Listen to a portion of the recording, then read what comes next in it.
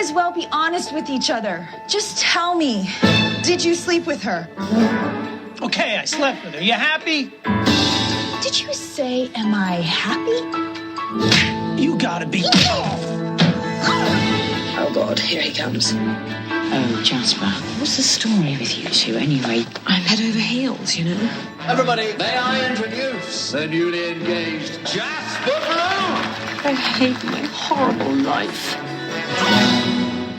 Iris and Amanda are in exactly the same place. Where do I want to go? By myself? Depressed at Christmas. Just 6,000 miles apart. Home exchange. We switch houses, cars, everything.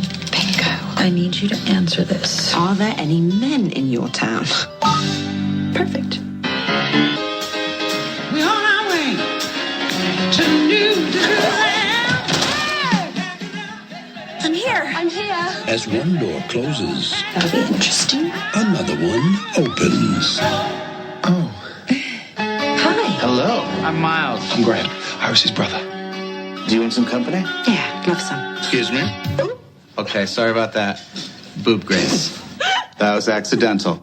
You know, Graham, I just broke up with someone. And considering that you showed up and you're insanely good looking and probably won't remember me anyway, I'm thinking we should have sex.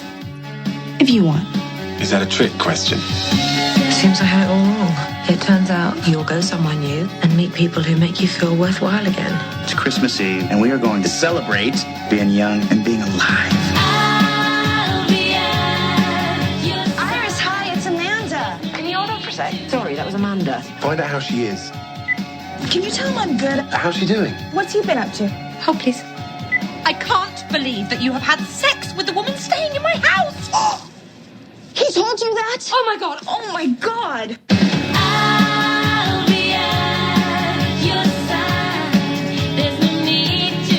The holiday. I can't believe you've had sex with Amanda. She's been there 5 days. And then you meet her and immediately get into her knickers. Still me.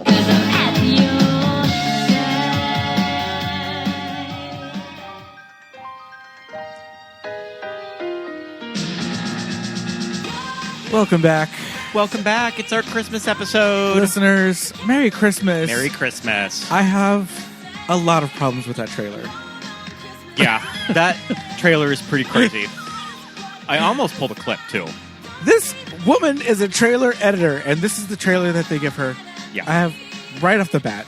Listeners, my name's Pete. And I'm Scott, and these are the movies that made us gay. Michael Morgan, welcome back. It has been a while. It has. You were last on for our holiday mailbag episode. So you're back over for the holidays. The last movie that you're on for was Welcome Home, Roxy Carmichael. Aw. And we have you over tonight. Winona. I to was watch. just in the neighborhood. I wanted to pop in for some hot chocolate Just and holiday cheer. Just doing a little of just came over for a little wassail. And, well, you got it. Because this is a cheerful movie. It's got holidays written all over it.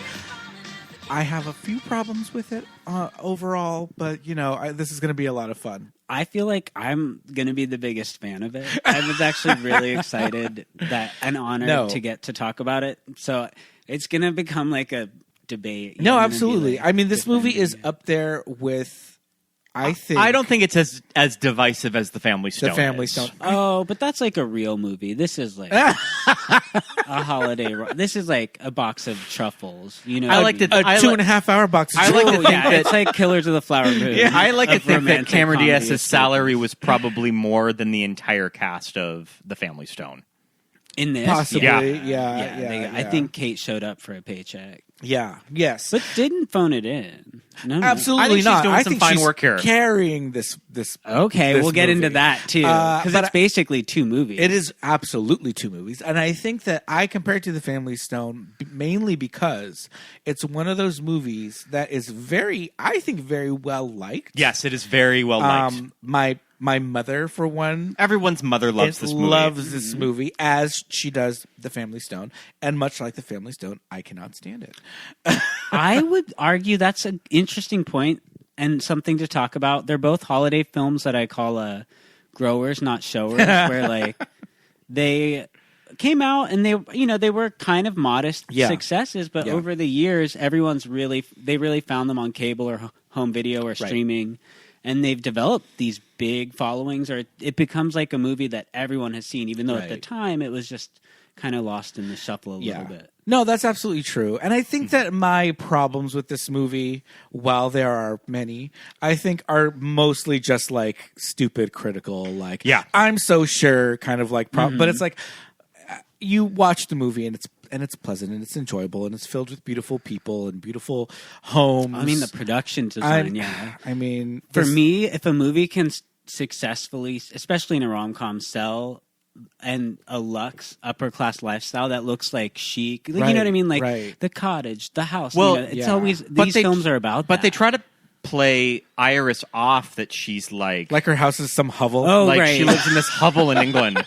They do kind of do that. She's more middle class than Cameron. She That's takes like Coach. A thing. She takes Coach to and LA. Cameron was like in a flat in a pod. Yeah. I have to say I'm glad that they were able to secure Thomas Kinkade as a production designer of this. Right. I mean, that's exactly that shell of that house. That the pub. I love the pub. Yeah. And like they cut to Cameron in like a turtleneck with like an alcoholic pour of like white wine. I mean, the level of drinking in this film too is something off to the talk chart. about. They do. Multiple characters are so hammered, and they don't really show it. No, they show so like much, after effects this movie's of it very or before. fascinating in that way.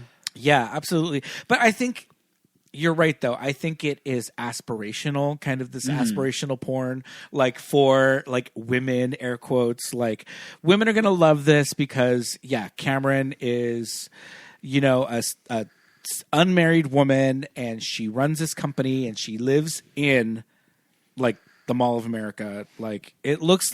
Oh, that. What did I say it looked like from the outside? I didn't say it looked like a mall. I said it looked like the inside's definitely a set. Oh, I know absolutely. that. But the exterior, I thought her house kind of sells the like pseudo modern Spanish fantasy. Yeah.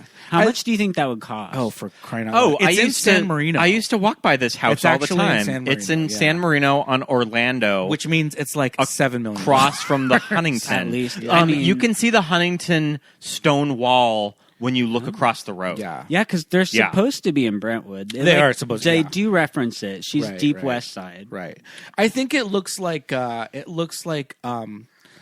a Days Inn, but what are the ones that like an extended stay? An extended from stay. the outside. It's a little shady. I think it's a little more luxe. Do you notice all the details in her house? I mean, again, the production, inside. No, the inside.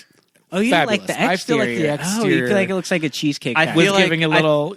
Maybe not Cheesecake Factory because it's a little bit more like a modern. Right. Okay. Whereas Cheesecake Factory is actual like Mesopotamian ruins that they like excavated. Oh, no, that like decoupage. Yeah. All right, before we get too into this I know, conversation, sponge let me painting. just get the specs out of the way. Sweet. Yes, Scotch please. Benedict. Sorry. I missed this on our View to a Kill episode. Oh, I did it at no. the very end of the episode. Okay. But I'm getting it out of the way at the top of the show. You can probably guess that we sprinted into this conversation. We watched The Holiday, written, directed by Nancy Meyers, our first Nancy Meyers movie that we've done on the show. What? We have covered Baby Boom, that is written by Nancy Meyers and directed by Charles Shire, her then husband. This movie was released December 8th, 2006. Ooh. Wait, but Nancy Meyers has something to do with Family Stone, though, right? No. No, Not at all. My world gets shattered. I knew that. I mean, the Family Stone is kind of going off of that Nancy Meyers school of filmmaking. Yeah. But no, we did an two different entire directions. episode on it, listeners. You can go and listen to me talk about it for an hour and a half, and so I knew that bit of information. I feel like she was often compared to Nora Ephron. Nora Ephron. There you go. I mean, one of the most successful female directors to make movies in the 90s. Yeah. Yep. Although I always forget this. Nancy did What Women Want, which is, I think, one of the highest. It's grossing. still one of the highest grossing It's romantic a big comedies one. of all time, Wow. which is wild. That movie came out mean, over 20 years ago. It came out like 2 seconds before he went like Oh, full yeah, crazy, that's so true, that it that's could true. gross like. And she just posted. I follow her on Instagram. I'm kind of a low key Nancy Meyers fan. That might be part of my love. Love it. She just posted about Ryan O'Neal because she wrote Sure. a film that he was in, so she's used Which to one is dealing that? with irreconcilable differences. With Drew Barrymore. Yeah. And who's the mom in that movie? It's another name, but I can't remember. But it's like an early 80s name, Yeah. like a Marsha Yes. Mason or something. Did any of us see this movie in the theater? Oh my God, I have a amazing watershed cinema moment about it. Tell us. It's sort of like the transition from sound, to sound or to color. Sure. This was my first film where I could purchase alcohol and go in and watch it. Did you see it at the ArcLight Hollywood? I did. Okay. Was it in that theater? Was at the time when they first started. At the top of the big stairs? Yeah. Because that was the alcohol theater. It was a production, and it felt so weird. Because, first of all, why has alcohol not been allowed in movie theaters until that? Truly, the mid 2000s, and that blows my mind. And that was the ArcLight, Why? so that was the fancy theater in Los Angeles. You would think that it would even be a holdover from old timey. Exactly, you could smoke in the movie theater. Yeah. So, most of these movie theaters should have had their liquor licenses from grandfather, the 30s. By the way, I always say before I die, I want to smoke inside a movie theater a cigarette, even though I don't smoke, but I want to do it. No, and drive a Rolls Royce, and that's all. A Phantom. Yeah, okay. I'm gonna be behind the wheel. That's very Nancy Myers. So you saw this at the ArcLight Hollywood? I did. I got a commemorative glass that said the holiday on it. With wine. Oh wow! I love that wine. We still have our ArcLight glasses that we got, but ours are special shows. Ours are like pint glasses. Were they actual glass? Because they switched to plastic. We got one for we got pint glasses. We got one for Dawn of Justice and something else. We got a Batman versus Superman. We got a solo one too. Yeah. Solo. Do you remember and now drinking is pretty commonplace. You could buy a crazy amount of wine. It always grossed me out. You could buy 16 ounces of wine, and it was alcoholic soccer mom. You just felt like you're I mean, you don't want to have to get up to get a second glass. You can get a full bottle at the Sunset 5 now. I'm okay. Here, I don't really like to drink and watch a movie. Oh, I do. I don't. I like to have an alcoholic beverage. Because you like being drunk. Because you have to take breaks? Oh, because... I just find that it dulls my senses, or I stop being interested. Sure. I would prefer to be a little high or stoned, possibly. I think the holiday... I think that I would drink a few drinks in would probably do this story Are there some weed favors. movie theaters out there? Did I just open my own business right now? I think weed movie? Because especially with edibles and so it's not smoky. All right, that's our new. They're always that's our new lottery business. Movie theaters are going out of business. I mean, and how they're bars? They overcharge for popcorn. Yeah, a ticket now, especially in LA. How are they still not making money? Yeah. I feel like the next step will be you should be allowed. I think they should make all drugs legal. First of all, in movie theaters, it's a safe box where you can they'll put needle deposits out. It will revive the movie industry. Whatever we need, you can take ecstasy, heroin. Yeah. I like it. I like it as long as you buy a movie ticket. Yeah. Well, I think this problem, much like many problems in the American system, is it's a larger issue. The fish rots from the head. It's just the movies that are coming out are not great anymore. So that's why. But I like the all legal drugs movie theater option. As an idea. Listeners, if it comes to your town, stop by and say hi. It's our new franchise option. I saw this movie at the Carmike Cinema in Missoula, Montana, the smaller Carmike for our Montana listeners. That there was two Carmike cinemas. There was the big one on Reserve Street, and this was the smaller one.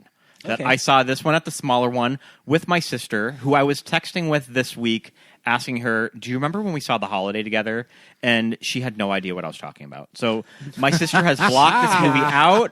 For me, it's such a prime core movie-going experience. And for her, she can't even remember. She can't even remember it. She did rewatch the movie this week when I mentioned it. Okay. And she loved it. She watched it when she was See? doing some sewing projects, which I feel like is the ideal way to watch this movie when you're sort of doing something else. You have sewing work, you're crafting. Yeah, is this a good dry bar movie? Yeah. Go get your blowout. You're getting your hair blown out, or you're getting your your nails done. Yeah, but I saw this movie. I remember this was a January watch for me, so this was kind of after a little late the main holiday season. But you're still going to movies in January. We saw this on a Sunday afternoon. I remember packed afternoon theater. that there was a lot of people Yeah. in the movies with us that afternoon. In Brentwood, it must have played like Star Wars. That's the setting. Like, it was. I'm sure you could not buy a ticket. Do you think that? Do you think this opened at the big screen in Westwood?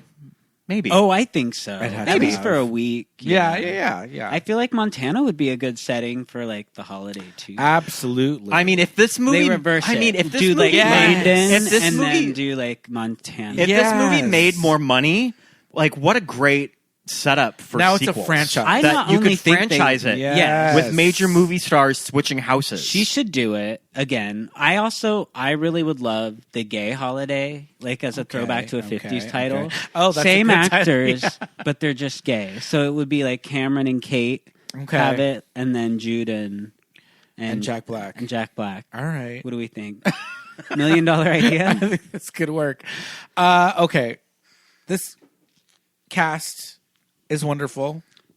Sheer star power. Yeah. I almost went yeah. blind. The screen. I mean, those blue eyes on Cameron. I had kind of oh forgotten. my god! It I looked had like she was forgotten- snorting spice. I had Like, forgotten she how was like blue her Dune. eyes It were. was like She is giving Ellen a run for her money in the sparkling blue eyes category. This is Cameron Diaz and Jude Law in 2006, right? You can't get two bigger stars than this. oh yeah, this is right after Charlie's Angels. I mean, she was big everywhere. Like this was playing in Bahrain. I think that she was just coming off of. Poland. I think she would have just been coming off of In Her Shoes. I think that From might have been after, 2005. or maybe. No, it's oh, from- then this it's might from have fall you're 2005. Right. You're I mean, Jude Law famously had that crazy 2004 when he was in like 7 movies. Yeah. And I remember that Jude Law was in a flop movie with Kate Winslet that was released like the month before the holiday came out. Do you remember All the King's Men? I remember the title. Vaguely. It was a huge bust. It was supposed to be a big award contender, and then it screened at Toronto and it was hated. What is it? Period. It's period, and it's a remake of a Best Picture winner. And they that's play a what I was married familiar. couple in it. I had no idea. Yeah, no, that movie doesn't exist. Okay, but the real question is, did Kate Winslet get boogered? Did you get boogered? Did she by pairing her up with Jack Black? Yeah, that's the thing. Is that like okay? Cameron Diaz? Are we gets gonna go the- there? Yeah. Oh my gosh. Well, I mean, not that we're gonna shame But like yeah. Jack Black. Like, Well, it's not only all your- bodies are beautiful. Let me Yeah. say this. Jack Black is a very charming actor, right? You Peak see him- Jack Black too. also peak of his career. You see him in something like School of Rock, and you're just like, he's funny. Like, I love this guy. Like, Nacho Libre, great, right? Love him.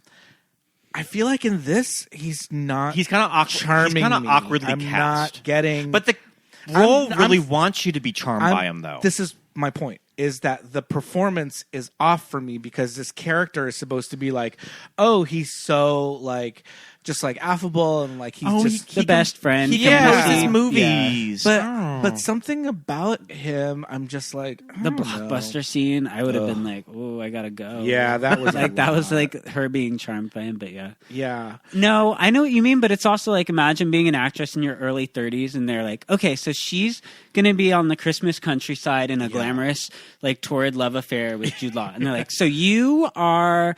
Gonna do water aerobics with the senior citizen. Yeah. Maybe do some like amateur physical therapist for him. We're gonna get him to walk again to accept a lifetime achievement award. Oh, and by the way, yeah, Jack Black is sort of this like strange film nerd. That's who you get. This strange film nerd that could swing somebody like Shannon Sossaman. Yeah, but I actually love what about this movie and the trope of the like the person they're initially with. Like they have to be evil and hateable from the jump. So you and can it break up does with such good casting between Ed Burns, the Kate, and also the Kate Winslet one. He's like such a right. I like boo and hiss. Okay, at the so screen. do And we Shannon? do we too. find Rufus Sewell? Swell? I don't know the pronunciation. Do you think he's cute? No, I go back and I forth. think the movie's kind of casting that way. Like they're making him like he's not like ugly, but you're just like him. He like kind you're of obsessed with he, him. He kind of has that lazy eye. He's a little like Kermit the Froggy. Yeah. No, you're right. I think he's very like middle of the road looks wise, but I don't know. But he exudes like it's like slimy. Right. And I think it's just all of this like I think the reason that we're talking so much about the male characters and their looks is because Jude Law's in the movie. Yeah. Like Jude Law exists in this universe and is a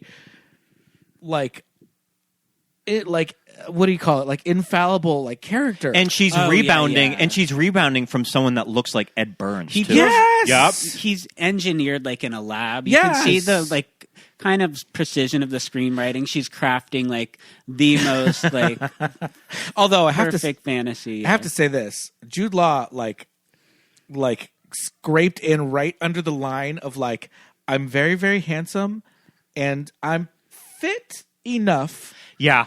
Because he's shirtless in this movie, and I feel like 5 years later, he would be like shredded, like beyond belief. Oh, right? interesting. And in this, he's just like, I'm the thin guy. Yeah, totally. Like, I didn't think about that. Yeah. It's all about the blue striped shirt. It's very like Vogue. It's very like Vogue photo shoot. Yeah. All the clothes in it. Absolutely. Well, at least their end. But like you said, we go back to Kate Winslet and she's in like Lululemon. Like just, and again, I think she looks so beautiful. No, in she this does. film, She looks and great, she's acting, but I think it was a little bit of that Hollywood sexism at the time that was like, well, it's Cameron Diaz. Well, the other thing too is I think Kate Winslet even then has always her entire career been like, well, this cow, like this heifer, like she's always been like the more traditionally built actress. But even by this film, she was already so Hollywood. I guess glammed up. No, totally. Say. Yeah. And the thing is, Kate Winslet is beautiful, very tiny. I was telling Scott we saw the. I've seen Jack Black in real life, and he's not very. He's quite petite. He's short, first of all, but I mean, he's not like, oh my god. I've seen the Titanic costumes, and you're like, wow, her waist is so small. Kate Winslet is a very small, thin woman. But she was also 20 years old. True. When she filmed Titanic. But I mean, even then, we thought of her in the industry as like, oh, she's sort of the like girl next door. Like even then, even in her teen years, she was still Hollywood obese. Yeah. So I believe that all of these roles were written for these actors. So Nancy Meyers got the first choices. She gets who she wants. She got who she wants. And I know that it was a big deal for Kate Winslet to sign on to this movie, that she in her career has not been offered a lot of contemporary English women. Oh, that I think that was kind of important to her at the time, that she's in a contemporary romantic comedy. This is not a period movie or something kind of oddball like Eternal Sunshine of the Spotless Mind. She's playing sort of an every English woman. Yes, she didn't want to get pigeonholed into just being the like period piece actress. She lost out on Bridget Jones, so this is her like. This movie even opens like Bridget Jones too. She's everything so, at the holiday party. Abject. I mean, again, it speaks to like real movie stars and movie power. Where like, I don't know about you, but I love Cameron Diaz and Kate Winslet. Yeah, and so absolutely. even though they're characters, when you watch them, you're like, oh my, they're like really like their flaws are very off-putting. Like, the first 10 minutes, it's relentless. It's like Beau is Afraid level where she's just getting like. I mean, right down to like she has a gas leak and like almost burns down her house at the end of the day, or like has gas poisoning. There's a suicide joke in the first 10 minutes of this movie. Yeah. And like, okay, so all the stuff at her holiday Christmas party, which oh my god, can we talk about that? I think Bridget Jones actually worked in the same office. It looks like it. Same filming location. But okay, you're right. She is just like she's pining over Rufus Sewell. She's like, it's this kind of misunderstanding of where they are in their relationship.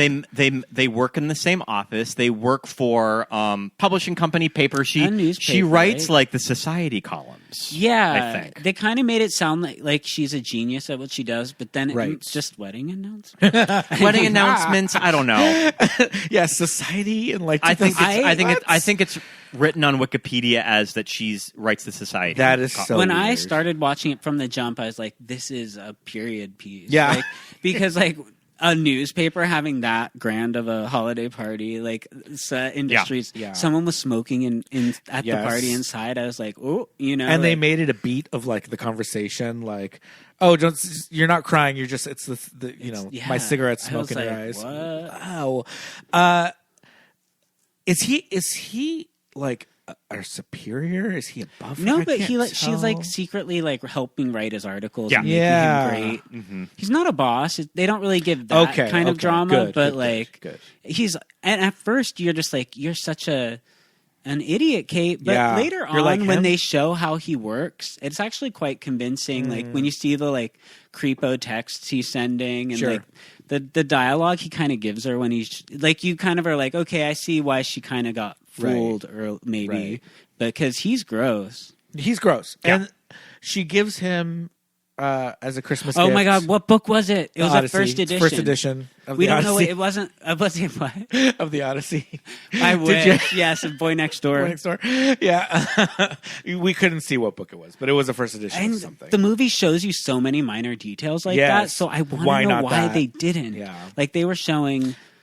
They couldn't come to a You know conclusion. that you know the books that Cameron's reading on the plane. Isn't she reading Yes. like Harry the corrections? Potter. Harry She's Potter's reading in there, yeah. Power of Now, which Yeah. again, when you're like, this nightmare careerist cold woman showing up in her stilettos in the English countryside reading the Power of Now. Like I wouldn't want to spend 5 minutes Right. with that woman. But when it's Cameron Diaz, you're Okay, like, okay. So yeah. a little bit about They the Cameron like you. Diaz opening.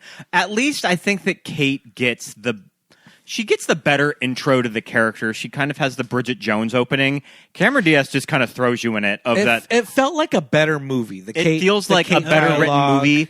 And then, okay, so this is the type They're of doing movie. a yin and yang, though. They're right? doing a yin where and yang. You see the meek one, and then the fiery one. You know, Sure, you're okay, kinda- okay, But yeah. but yeah, one works better. But than also, the other. it's the type of movie that Cameron Diaz is watching this trailer that I love that the action movie. the that she action movie watches, trailer that- with James that movie Franco would and Lindsay come out Lohan. now. Oh, It would probably absolutely. it would On be streaming. produced on Netflix or Amazon. Yeah. But it's the type of screenwriting where they act like they're watching it for the first time, that they have not been working on this for weeks, if not months, of how film trailers are yeah. cut. Yeah. So this movie's coming out for Christmas. Apparently, Which is it's- next week. It's being finished mid-December, but sure. Yeah. But it's That's a how it type of script that they're like, well, it looks like a hit.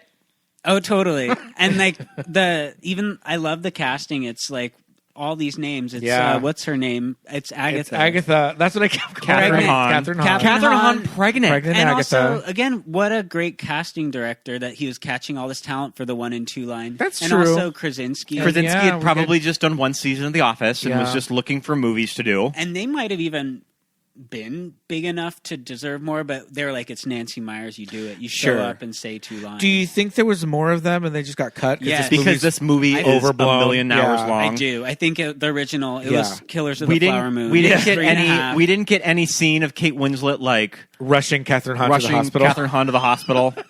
I know we're she's missing introduced so very many pregnant. scenes, Yeah, and yet yeah. it's still 2 hours and 15 minutes, and it covers a 10-day span. John It's Krasinski's not even character covering seriously. John Krasinski's character, I'm going to go out on a limb here, gay. and they cut it. And yeah. they cut it. And then they all somehow have a hand in delivering Catherine Hahn's baby. Just completely gone because, this movie's bloated. So we'll get back to Cameron is Yes. breaking up with her boyfriend who Burns. who cheated on her, but the movie's sort of not really taking sides. But she's also not having sex with him. right. They're too, sort of so- doing that Yeah. whole thing. Like they probably really should have broken up anyway, like 6 months ago. But So Scott and I have this theory about Ed Burns. Ed Burns, his name? Ed that Burns. he's like You don't like him? I'm Gross? Murder I vibes? get like really bad temper, scary. Oh, like, I yeah. absolutely like, get oh, bad that sure. temper. case where you're like, Yeah. ooh, if he, yeah. Oh, you don't want to piss him off. like Jason Patrick, who like really can't hide the crazy, where Sure. you're like, you will Okay. like put a hole in the wall, Right, okay. If I but like my fold your theory laundry about incorrectly. Ed Burns is that he's just probably has a really huge dick. beer can cock. Yeah. Absolutely. Are you kidding? Like Just that huge Irish guy. I'm thinking he's a packing. hammock. Irish. Yeah. So Ed Burns Shillelagh. has one of those Hollywood stories where he did everything that you're not supposed to do. Didn't he approach Steven Spielberg at a Q&A with I his don't with his school With the script? with his script? Well, he's Probably. definitely started out more serious minded, Yeah. a school of Ben Affleck or an indie art writer director. But Yeah. then he kind of tried to become a more mainstream traditional and actor, it just didn't work. It didn't work. Yeah. But yeah, he has one of those stories when he started out that he approached somebody like Steven Spielberg with the Crypt. No, and it worked. Oh, wow. And it worked. Yeah. Mm-hmm. Was it that one? Well, probably because there's this like it's the brothers hypnotizing him with his like elephant dong, just like hitting the sweatpants. He just intimidated. If it was like Roland Emmerich or somebody, that's like how he broke in. Oh my god, the brothers McMullen. Yeah, sure. Okay, I think starting off a scene with a straight couple arguing, and the line is either "you were looking at her" or "you slept with her." This is some like come to my improv night like bullshit. And like what? He was like a musician or two or scored music. Because that's how he's friends with Jack Black. And it was his receptionist. I was like, is this sort of like David Foster Wallace? Oh gosh. Oh. We love that David Foster only makes appearances with Catherine McPhee now. Like they're a package deal.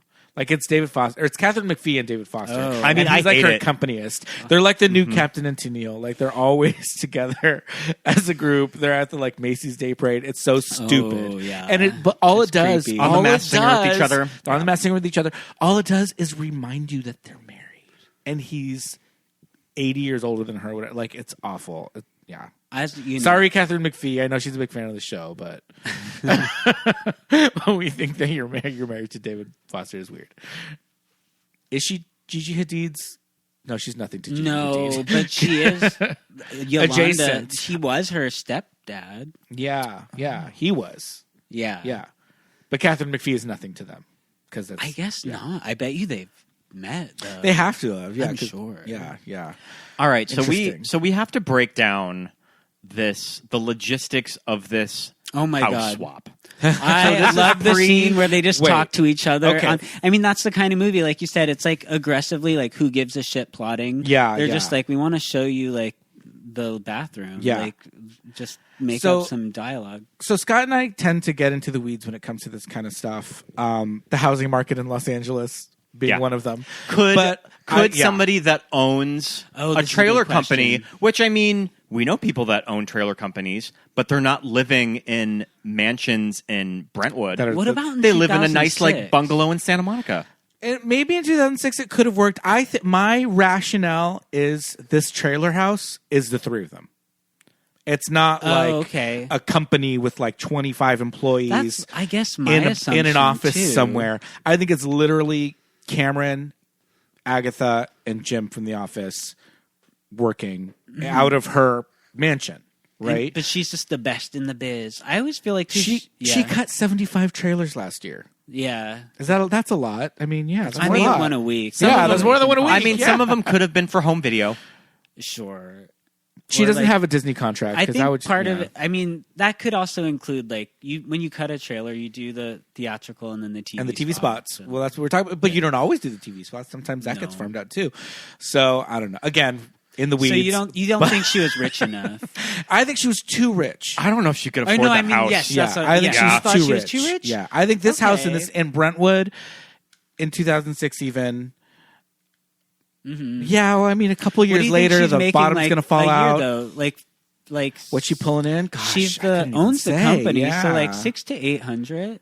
Yeah, minimum. Oh, at least. Yeah. I think you're right. It's a little too rich, but not that much. She would just Sure. be in a like 2-bedroom house that looked like, or 3-bedroom house that Sure, looked like. just scaled down a small amount. Okay, so this website apparently, according to the IMDb trivia, what is real or was real at the time. But I'm sorry, this has scam. Oh yeah, there's so many times in the movie where you can see it go like a completely dark. I wouldn't want to Airbnb Kate my house. flies. And that shit is like Kate leaves her dog. I want to talk about that. She leaves her dog with a total I wanted stranger. to bring that, and the movie doesn't even do a line of her. Like, oh, No. how's Charlie? Yeah, or like, does not care. like. And now a producer would give that note. Is that just pet culture evolving? Where like, I mean, there's yeah, no yeah. way. They I mean, would've it's been- as if I they- was walking Charlie, and she's like, like, oh, here, stranger, you can just take care. It's Just as give if him like food. Kate probably just got her sides and nothing else. Yeah. So she didn't even know about the dog. right. No, Right. yeah, I think she didn't even know about the dog. Okay, you're IMing with someone for 3 minutes. Yeah. And they plan a 10-day And this is the mid-2000s, house too. swap. And so our question last night is like, I guess no money changes hands because who would pay who? I guess that you're just paying for a plane ticket. Because if you Airbnb someone's space, it's like you pay them to stay there. So it's like if you're doing a full house swap with car and house, then I guess they didn't sign any contracts. No, God, when you sign a contract now, it's so, especially if you have a pet, like they didn't do any of that. So okay, so there's no money changing hands, and so I guess the whole thing is like if I'm not paying for my accommodations for 10 days, I can buy a first class ticket to England, I guess. I don't know why it doesn't make that much sense. I guess they're in a crisis, so they're out of character. But Amanda would just go to London and stay at like the Ritz. What I was thinking of. Yeah, just go. Yeah. Just go. Like if you want to go. Yeah. Also, I love that she's like, oh, the Cotswolds, which the Cotswolds is one of the most like beautiful, idyllic, like pastoral like places in all of Great Britain. And she sees one house. And she's like, oh, it just looks like a house in the valley, which it did. But she was like, okay, fuck Cotswolds. I'm going somewhere else now. Don't you think that might be how a lot of internet searches go? True. Too? If you've never been somewhere. Like, oh. I mean, it's not like she's booking like a tower block apartment. Yeah. Or anything. A council house. Flat. Yeah. So is this a viable business model? But then... I'm just saying. I'm just put this out there. Let's say, can we make house swap a viable business model where you take I think the only way to take the scam element out of it is if it's like, let's say I'm going to do it, right? You have a third party that vets people. I'm the third party. So I vet everybody and then I do it like matchmaker. Right. And I say like, this house would be great for this kind of person. This kind of person would be great in this house. And you come to me and you say, I would like to go here. This is my style of living and what's comparable where I want to go. And then I search people and I also vet you. So I know you're not going to steal the dog or leave like a upper decker in the downstairs. I mean, this would be a great reality show. Sure. Because otherwise, you're just logging onto a website, just like, sure. And also, Iris shows up to L.A. not knowing what the house looked like. She never saw it. All that she just said is, my house is bigger than yours. Yeah.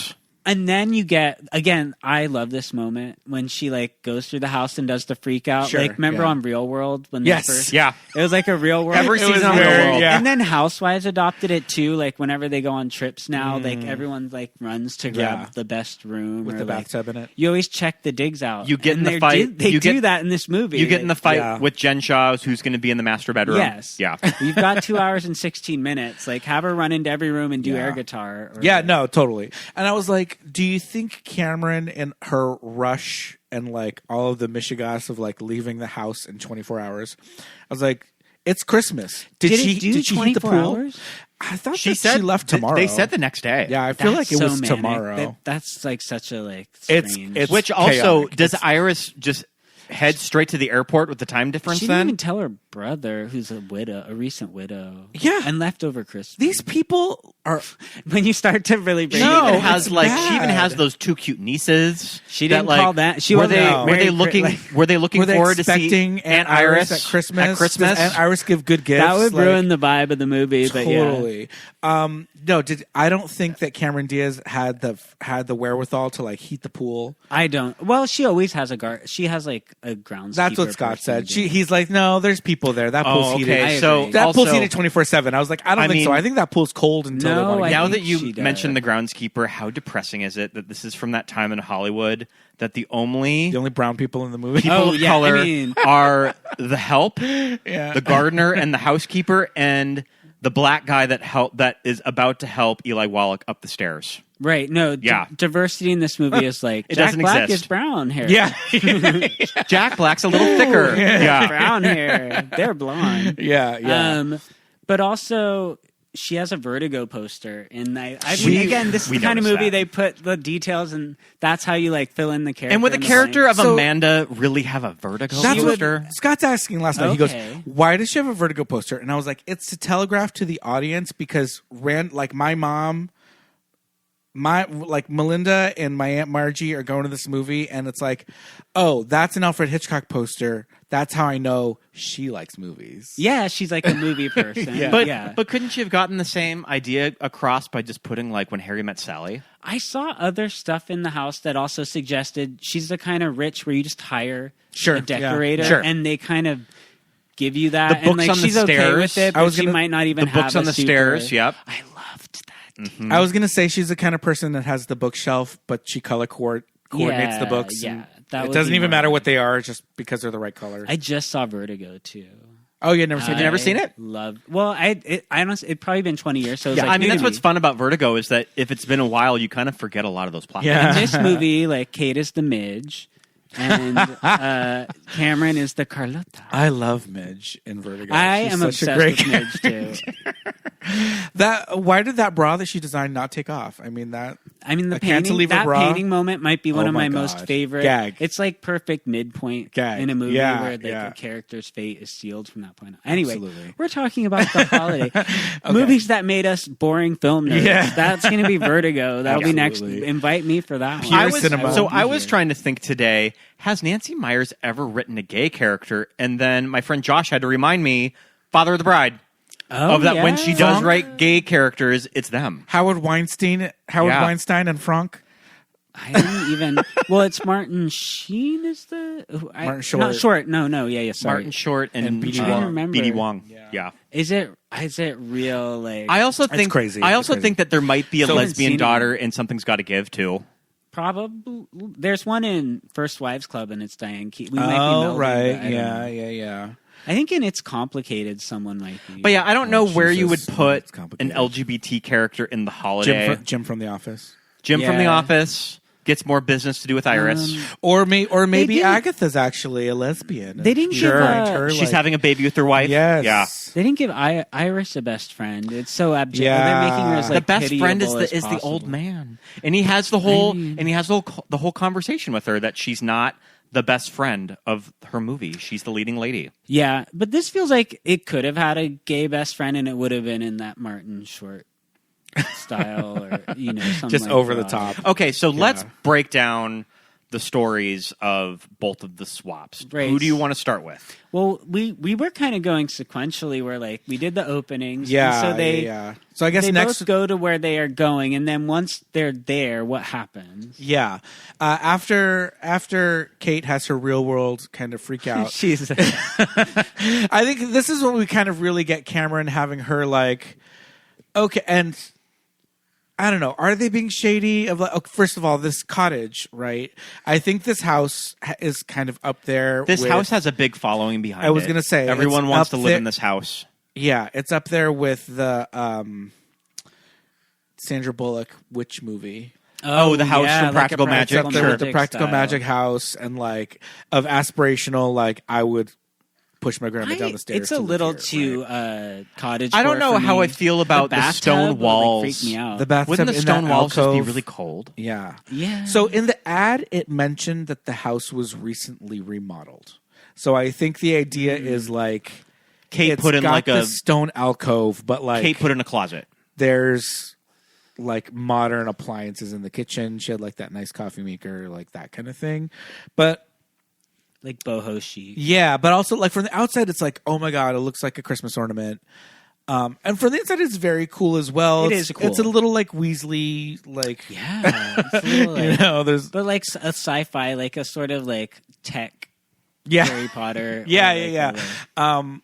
Although her television that she has, I don't remember. She has a small what was TV. it? it's never on. She has like It's just- she has a little dorm flat screen It's like TV. it's like a 20-inch like it's the size of like a microwave. Whereas Cameron they show the giant, and she has a ton of again such a period piece. There's all this physical, Yeah, media, but also and CDs, but, and like, but it would make oh, sense why Iris is so impressed by that, because she's coming from this little English cottage with this tiny TV, Yeah. and now she has a flat screen TV and all of these DVDs. DVDs. And it plays into like concepts of England and America. Like a lot of English people, you know, oh, everything's so big in America, and we're way into like excess and like gaudy. Like, yeah, totally. Okay, so she kind of starts to get used to the house. When does she kind of have her freak out if she wants to leave? Is that before? It's right before she meets Jude Law. Okay. Who does she think about leaving? I forget. Yeah, there's a minute when she's going to leave. I think that she books her ticket home. Yeah, I thought she booked it. Oh, yes, you're right. Because she bones Jude Law and then she goes to the airport. But why did she want to leave? I don't really know why. Again, it feels like they cut 10 minutes. They cut a scene or something. Because she fucked Jude Law too fast? No. She already, even before she already had the tickets. Oh, that's right. I think that she's just bored. Yeah. I think that she just needs She has a panic attack. She just needs some like stimulus. Okay. She had her very... So going into the backstory, the character backstory with this character of that, this is some Hollywood shit of your leading lady has not cried since her parents 15 or 16, got divorced when she was love 16. Of just like, what are these insane character beats that... But she also has the Sutton Strack like tiny esophagus, and like esophageal like contractions or whatever, which is very like, you know, I have weak legs. It's giving me Sutton.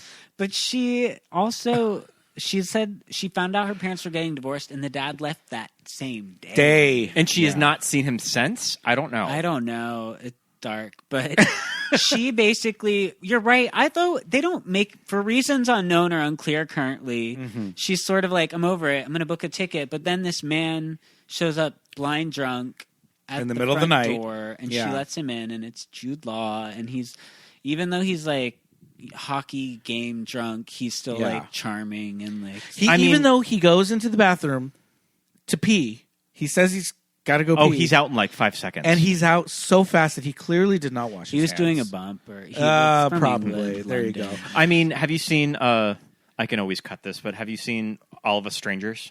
I have not yet. I mean, Paul Mescal shows up at Andrew Scott's doorstep like shit-canned and just wants to fuck. Yeah, that's like the premise of the movie. That's like the premise of the movie. Well, that's kind so of she the lets him premise in. of this movie. But him showing up like this drunk at this time of night sets up a huge plot hole for this movie. I know. I thought about this too. What is it? He has children. He's a father. Who's watching the kids? We don't know. It's like the dog. Maybe it's grandma. thing. Did he just say like let's just say he got a babysitter because he knew he was going to go to the bar. He didn't go home. I know. But he makes it sound like he does like a bender every few weeks. I know. That's also part of the So that's what I'm saying. undercurrent. This is a plot hole. This is never explained of like I always have and I've watched she's this never like multiple times, and I always am How like, did oh you- yeah, he's divorced. Yeah. But and which would actually be more sane because they could be with the mom. the mom. Yeah. But like But if you make him a widower, that makes him we love that, It makes him more noble. But then we think back and we're like, you got shit-faced and spent the night. Would you think the kids were just like feral at home, like Right? opening bags of chips for dinner, Or like you've got like this teenager from down the street, like you're sleeping over tonight, like know. I'll be home in the morning. What? And those parents exist. Yeah, so- that's true. That's true. But I don't know. I think making him a widower kind of gives him some plot armor of just like, well, now you have to love him because we got to feel sorry for him. mean, Speaking of plot holes, we don't have to talk too much about it. I just want to touch on it because we passed this moment already. But I guess you brought it up last night. What the hell airport did Kate Winslet oh my fly god! into? Did she fly this into is when Santa we know Barbara? It's like science fiction. I recorded the moment and sent it to Scott because it was so incredulous. Why would she be driving down PCH? They're from Malibu. From and, Malibu. Like, she's in the taxi. Like Yeah. you're like, where did you come from? Yeah. Because when you land in LAX, that's No. the opposite Yeah. experience you would have. Complete That could have opposite even been experience maybe you a have. funny comedy beat. I imagine anyone visiting LA for the first time, the second you land at LAX, It's gotta be- You would be like, I made a What? mistake. Yeah, this Yeah. is Even if you I end made a up huge loving mistake. LA, and Yeah, you, yeah. So you would be like, So you're telling oh, me no. that I booked my Sheraton hotel by the airport and I want to make it to Universal Studios It's and like- that Lyft ride is going to be over $100. and just LAX in general, it's like Children of Men. Yeah, It's that just neighborhood is very and just yeah, in the airport, like absolutely. it's just this sprawling. It's always under construction. It's falling, Yeah. but also falling apart at the Right. same time, and like gridlock traffic. So Kate Winslet in a yellow cab with her face out the window like a like a golden retriever. Her face smelling out, her face the out, ocean. her face out the window like Kevin McAllister. Yes. Escape from yes. Kevin McAllister in Home Alone 2. This is when all of us are just like, Uhura, like beam us up. Like this is science fiction. But like, or it could be one of those crazy film theories where the character died and this is the like hallucination, like the gas stove. When that happened, what really happened? She actually died, and we're in this like sad fantasy. That would actually be a genius cut. I believe it. But maybe she went to the same airport that Miley went to, where she hopped in the cab from LAX. Yeah. Okay. Santa Barbara's not an international airport. No. So I guess she could have flown to the U.S. because she's a little broke. She's like middle. They like make a point like she's middle. or she like flew to somewhere like New York. Took a she came into Chicago and then she took a Greyhound bus somewhere and then she's like, I'm gonna take a taxi cab on the piece. Sure, she still knows coming. She's got to be coming from Santa Barbara. Yeah, she has to be, because even that Santa Monica little airfield, it's still not. I think that's also PCH. probably just private planes. Yeah, on Santa Monica airport. It's a private airfield. Or she flew into Burbank and just said, "Take the long way. Go around, take the long way. I want to see the city." Maybe like a crazy subplot where the taxi driver scams her out of like $1,000. Oh, see, I like that.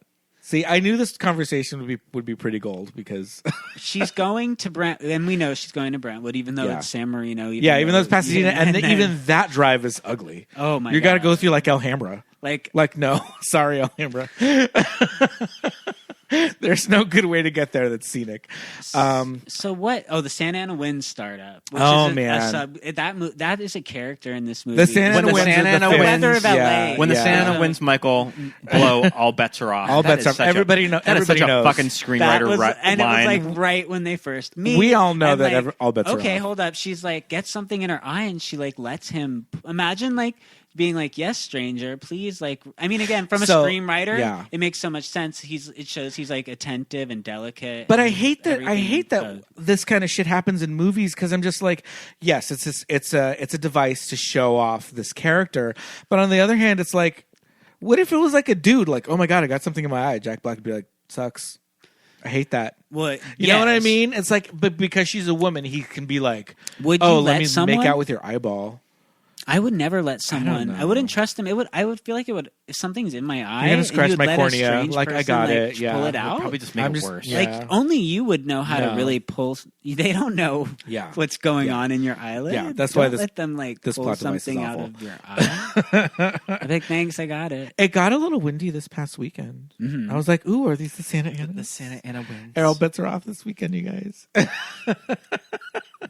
The Santa Anas are real. That is an amazing line. All bets are off. Oh shit. In this Audi, like I think it was an A4 that he was driving. Yeah, like, and Shannon's got this real like electro clash, like terrible, trashy, like. Her outfit is very piece, her outfit's very like with a coffee bean and a bad attitude. A frappe. Scott called that it was coffee bean when they're in the Blockbuster. Yeah, they're having coffee bean. The purple straw. I think that was filmed. I think that was filmed at the Blockbuster. I believe it was. It looks like the Blockbuster on Larchmont and kind of Hancock Park. Okay, which they could have. I guess that's not. You want to be closer to the water for sure. Yeah, I love that Larchmont Village is so like posh, and there was like the Blockbuster that used to be at the end of the block. Well, everybody needs rich movies. People gotta rent them. Yeah. There's a line. All bets are off. Besides that line, when he talks about going to Shannon's Osmonds, that's way later in the movie. Oh, again, you know how we were kind of saying Kate Winslet got boogered. The movie too. From the first time you meet Jack Black, it shanks him in the throat for his looks because. It's her voiceover, and she's like, "Love is truly blind." Yes, and it's Jack Black and her, Yep. and they're like, and shady. Like, damn, this movie is not pulling punches. No. He says it's later in the movie after Shannon Osmond tries to like get him back or whatever, and she's like, "Oh, are you going to make it back to this event or whatever?" And he's like, "In Silver Lake, I got to go all the way to Silver Lake." I know. I mean, I'm such a corny loser. Anytime I hear where I live, where, what, when, how. Of course, this character lives in over like in 2006. Oh my gosh, I love that line. Where do you think Jack Black would live? In the movie? No, he's in Silver Lake. He if he would be in the hills. He would. He's I got money. think He scores movies. I think that he probably lives in like the Franklin Hills, right next to. Oh no, I think or just he's the more Hollywood funkier, Hills proper, like, Hollywood or even Hills. like Michael Torino, like one of those cool. Oh, the street, up the. There's like cool mansions. up there for creative types. They're really hilly, like Spanish. I see him in maybe a Spanish. Yeah, absolutely. She could a Nancy Meyers doing the Spanish fantasy would be nice. I think It's Complicated does it. Okay, yeah. A Spanish style kitchen. I've never seen It's Complicated. It's fine. It's not the holiday. No.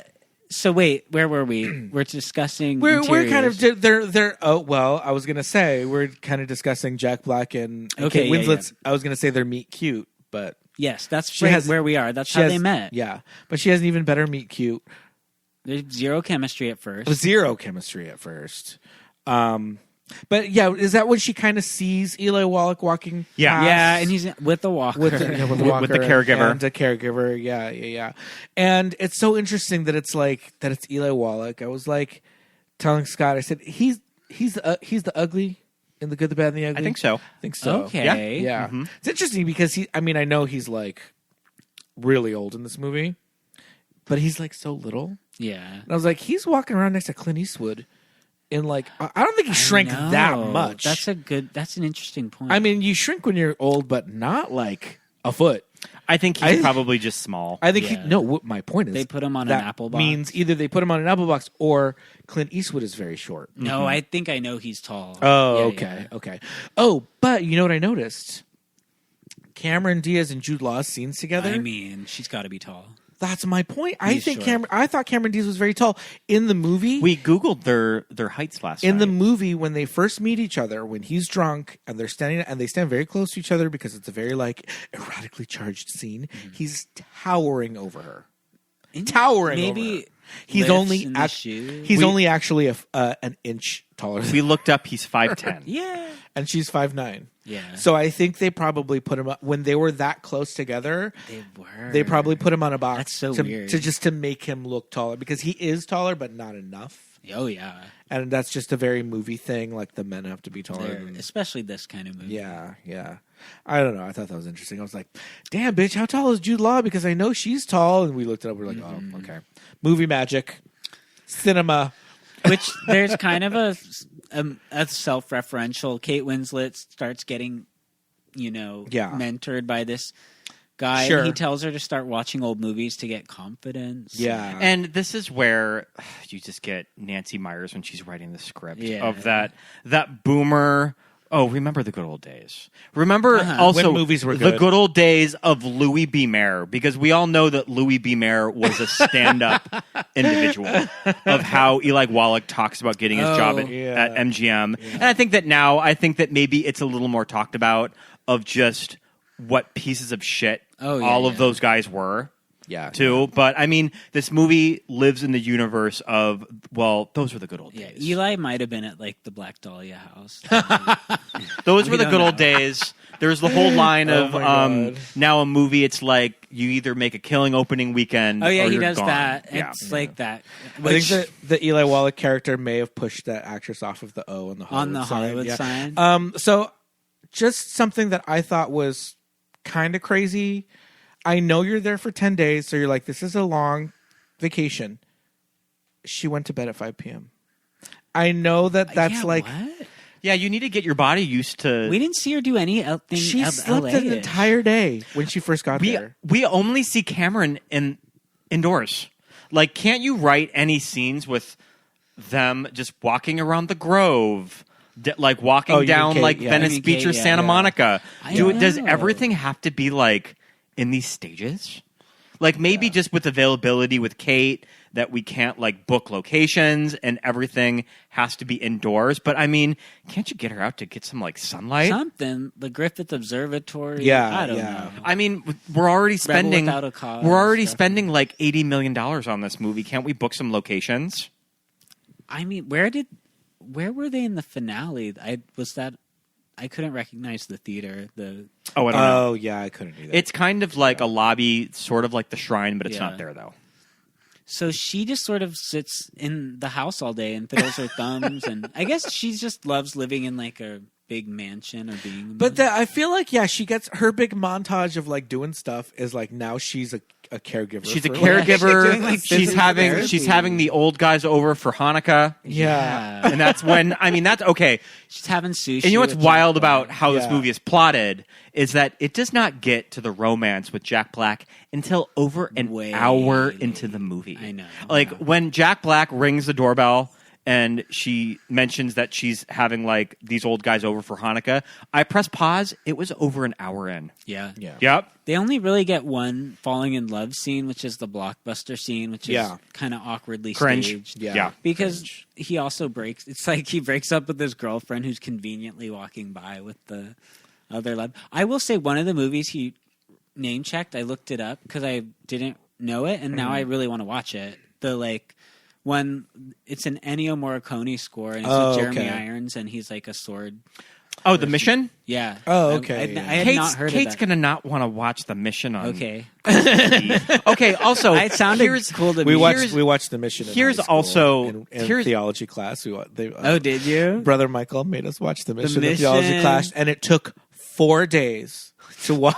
All I know about The Mission is just from the VHS box. How do I know? Yeah. I've never heard of this. I went to Catholic school. So that was what. Okay, and it was so boring. So here's another note. Like, dare I give Nancy Meyers like notes on her script, because I'm sure that nobody like gives her notes on anything. Like she turns it in and they film it. Yeah. But First there's draft. really, for a movie called The Holiday and it's set during the Christmas break, there's not really a build up. No, to Christmas Eve or Christmas. I think it's the more UK Like way holiday. of saying holiday, like vacation. Vacation. The holiday. The trip. I agree. But there's no build up. New Year's Eve is given almost more important Yes. than Christmas. Jack Black at one time mentions it's Christmas Eve. It's right after the blockbuster scene that I'm like, oh shit, like Maybe it's Christmas he's Eve. also Is he Jewish? Perhaps I don't think so, because one of the men at the Hanukkah thing asks him something, and, like, he didn't know. his response was like a funny way of saying like I'm not Jewish. Oh, okay. Yeah,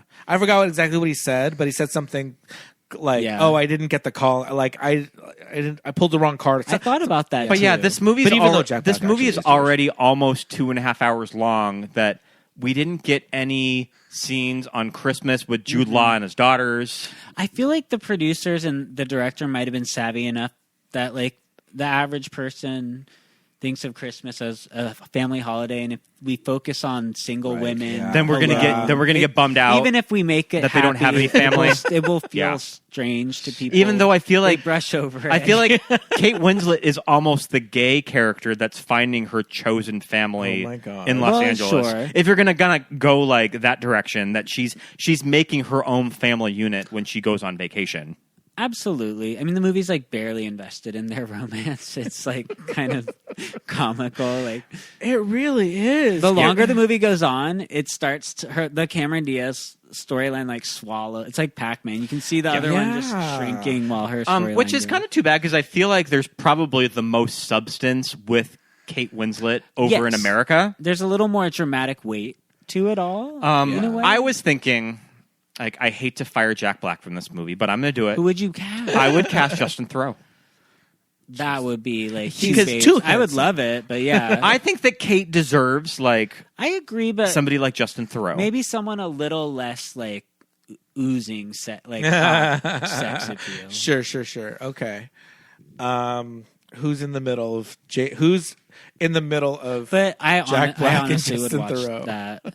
I'd have to. My brain's not working to think back to that. Yeah. Like you have to think of actors 20 years ago. Would Ryan Reynolds have been too young for Kate at that time? Yeah. Again, even though they're probably ballpark but roughly the same 2006 age. casting, they were like Kate, like Jack Nicholson would have been. Oh, like, yeah. Oh, maybe we can do like her love interest. Oh shit! But yeah, we don't want to be Jack Black haters. Like, we love Jack Black on the pod, but I do feel like he's a little miscast in this movie. I agree, especially if we're selling female fantasy, kind of like there's a way to do that character with someone who has just a little more. Because I get it. Like he is like her best friend, and they like are goofy with each other, and like eat dinner, and he makes jokes about touching her boob. And that kind of. Oh, that was in every single ad. That was in every. That was in every single TV spot for this movie. Yeah, it really was. The boob grace. So then back in Cameron Diaz's world, they have sex, and that whole... Okay, the night that they have sex, Cameron Diaz says a line that I'm like, Nancy Meyers, you better watch out. Because young girls are going to be watching this movie, and they're going to be absorbing this dialogue, and Cameron says, foreplay is overrated. I know. That is awful sex reminded advice me a lot to give to young women. Remember the movie Network with Faye Dunaway? Yeah. It's sort of like a take. I think that character, too, has a famous monologue like that. Like, Cameron Diaz just wants to... I know, it's like, stick it in. She just wants to just go... Stick it in. Just go fuck. That's it. Put it in. I don't care. But yeah, just like one of those lines that just kind of makes my skin crawl just because it's so hacky and just such terrible romantic advice that you're like... It's supposed to be like... or that he was charmed by it. Yeah, like, I hate it.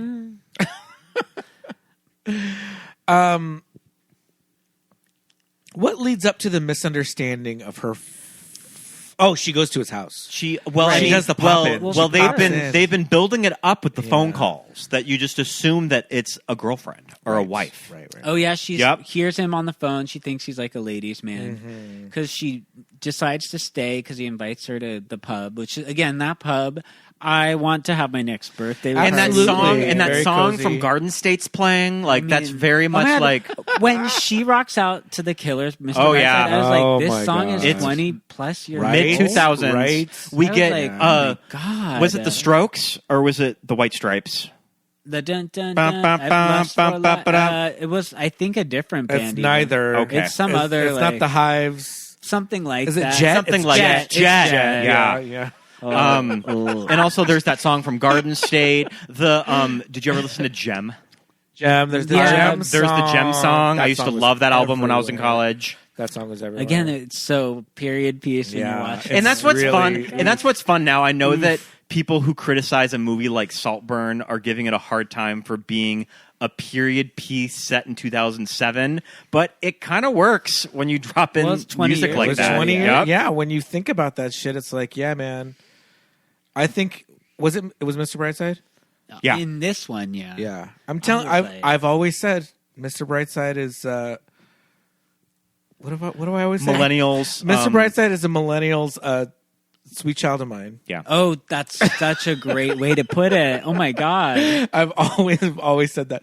But what else? Oh, Hans Zimmer did the score. I think the score by Hans Zimmer is kind of nice. It's a little insurance commercial, but I mean, at times, it kind of gives me the feels, though. I think he does a good job with it. Especially like the big gumption track when she dumps Rufus. I really like that. I really like that piece of music. And he would have scored this in between doing the Da Vinci Code in a Pirates movie, which is kind of wild. I said it kind of sounded like the free music you get on like iMovie a little bit, but I think I was being too harsh. And it's also very like this kind of whole meta thing of like this is a movie. Jack Black being a film composer. That, Well, and there's also the underlining theme with Cam that she cuts movie trailers and she's thinking of her life as in a movie the trailer voice, which is so fucking dumb. Yeah, I love it. Okay. Going all the way back to the beginning when she's editing, baby. Oh, this is her editing is just shouting things at John Krasinski. Make the words Christmas Day come on the screen, right? And she goes, "Make Christmas Day twice as big." Twice, damn bitch! How much? As big? How big do you want it, girl? Graphic design is not my passion, but even I know twice as big is too big. Yeah, like you go let's increments here. Like, are you crazy? And everybody knows that red typeface on a trailer is for a comedy. Amanda Woods, red and white. You can't do a red typeface on a action movie. Red, Come on. red typeface against and a white background. Against a white background. You're right. Yep. That's the comedy sweet spot. I'm sorry, no, that was the beginning. But At the pub, there's this great shot of Cameron, and she's just sitting there in the white turtleneck. And again, like the giantest glass of white wine just filled to the brim. Yeah. And they actually followed up on that because then they do the double switch, right? Like he gets hammered the first time. Right. Ew, and he wanted to drink brandy. Imagine someone like some hot babe walks in and you're like all excited and you're gonna start drinking. And he's like, "Can you grab the brandy?" I'd be like, "No, why would we're not drinking brandy?" Like, I don't know that I think I ordered a Brandy Alexander once at a bar, and the bartender rolled his eyes. That's funny. Okay. But it was really good. It was blended. Okay, so there's also a scene of this movie that sends me. That when Cam is driving on the other side of the road and she makes it into town, nearly gets in 500 car Several accidents, yeah. and she's shopping around a little English grocery store, and she is drinking a bottle of wine. So if you did that at a TJ's, like you would be 86 for life. Yeah. If you were just walking around open carry drinking a bottle of wine. I get that this is England, but that scene always it's just like leaving me. Las Vegas. Yeah. I mean, there's a little bit of. They're both like heavy drinkers. Yeah, and then she gets back in her car and then drives home. But I want the deleted scene of her like not having a bottle opener and then doing the full Eileen, like pounding it against the wall, putting it in a shoe until the cork pops out. And the woman at the woman register, ringing her up, the clerk, she's like having a party. That's it. Yeah. Oh, you're having a party. Are you drinking that bottle of wine while shopping? She had. Did you open that wine, ma'am? Oh my God! Yeah. No, yeah. That you were commenting on that from the jump. You're like, that scene is insane. This is not going to fly. She has Peptid AC often on her bedside, and like it's like the details. Sure. The details. You know, you get that acid reflux with too much red wine before bed. She's probably got the mini bottles in her purse. It sounds like she's like. Soccer mom in it. I like that kind of attention to detail in a film like this. Okay, we got to talk about Jude Law being a widower. I almost it took me a minute to be able to spell out the word in my head. I thought of the movie Up in the Air. Did you think of that, Michael, when she goes up to the door? No. It made me think of that scene of Up in the Air when George Clooney goes over to Vera Farmiga's house and it's revealed that she has a family. And it's like a big shocker for the audience. Yep, the Holiday did, but it kind of edits like that you think that there's a woman over, and then the little girl comes, and then it's like oh shit, he has a wife and kid. I mean, for the Amanda, you would think her character would probably react way more negative. Yeah. So the old Amanda. She's introduced like throwing like a book at her. I mean, that's a lot to like sort of be into someone, and then you're like, oh, I have two instant family. Yeah, there's two kids. I don't care how cute their English accents. These little girls are really cute. Damn. Yeah. I mean, nothing's going to tug at the American's heartstrings like a cute little British kid. He's only been widowed 2 years, which is, I'm not like trying to judge, but he's get over it. He sort of talked like he's already been around the block for a while. Sure. So that kind of adds. Oh, he's fucking women every weekend. Yeah. When you look like Jude Law. I think men, I actually know, like male widows are like the percentage who get remarried and quickly it's like high, and women it's like really low. I mean, it's like the Golden Bachelor. Straight up. Jerry. And then there's all of these women that are coming out that said that they were longtime girlfriends with Jerry before he went on the show. Yeah. Yep. I don't care about Jerry's ex-girlfriends and his like shitty job and his like all that stuff. All of the stuff That's with all the past. All of the stuff with splitting the check but having the money beforehand so he looks like he's paying the whole entire bill. Okay, that's kind of psycho, but But I mean, Jerry's psycho to begin with. Golden Bachelor is insane. I haven't watched. Completely off the rails. Is it worth it? It's a short season. It's a short season. It's only half. I think that just to see these older women go through all of that, it just makes you feel so bad. Yeah, but they're the best part, though. It's the best part. I mean, it's the season that we like sat down and watched. I know it's the only season of The Bachelor that we've watched. It's been a huge success. Yeah. It's like The Holiday. It's a huge hit. I say Susan is my favorite. She's the one that looks like Kris Jenner. I like the one that was a huge bitch. Kathy. She's the one that looks like Caitlyn Jenner. Yep. Well, there you go. Yeah. I gotta watch now. Listeners, get out your Hulu Bachelor in app Paradise. right now. Yeah. All of the Golden Bachelor. All of the Jude Law scenes with the kids are super cute. Then Mr. Napkin Head. That Mr. Napkin Head was a little problematic. He looked a little was it a little like Clan? Yeah, I was getting was like it a little Klansman? The South will rise again. Oh no! Oh no! I didn't even think of that. No, I was just getting I was just getting John Merrick. I was getting Elephant Man. Oh, you're getting. I'm not an animal.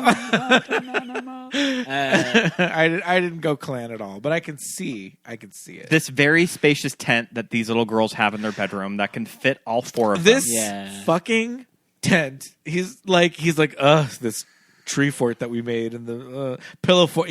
I think he calls it a pillow fort. Yeah, bitch. This is like crate and barrel.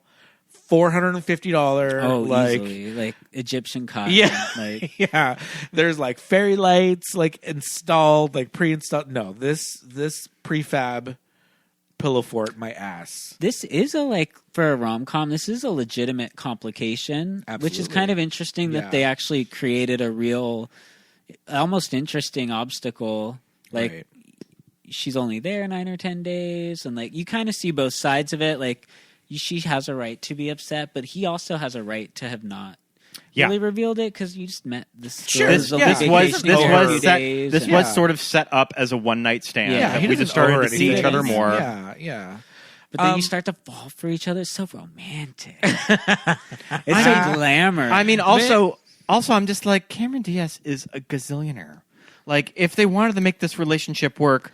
Well, she fully could. She's 100,000. LA is far. I wouldn't even date someone like 25 minutes away. Let alone, like, you're not even dating 6, anyone who lives on the west side. She starts rationalizing the like, I'll come over and then you'll come over and then we'll fly back and forth. I'm like, girl, that's a lot. It's like that's an 11-hour flight for both of your asses. Like, yeah. I mean, I think that I am trying to become a British citizen once I fall in love with Jude Law. Yeah, like I think that I am moving over. I'm renouncing the U.S. Let's be real. I'd be like, I'll give up my citizenship. I mean, I know that the UK has its own set of issues. King Charles, that being one of them.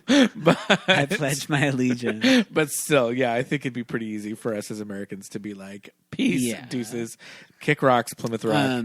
But they have good, like, they're some of the monologues are like good enough where it's like, it's complicated. I can't really do this right, and you're like, no. We have to. But we believe in love. Whereas other movies, it's like too dumb, where the person's like, I don't know.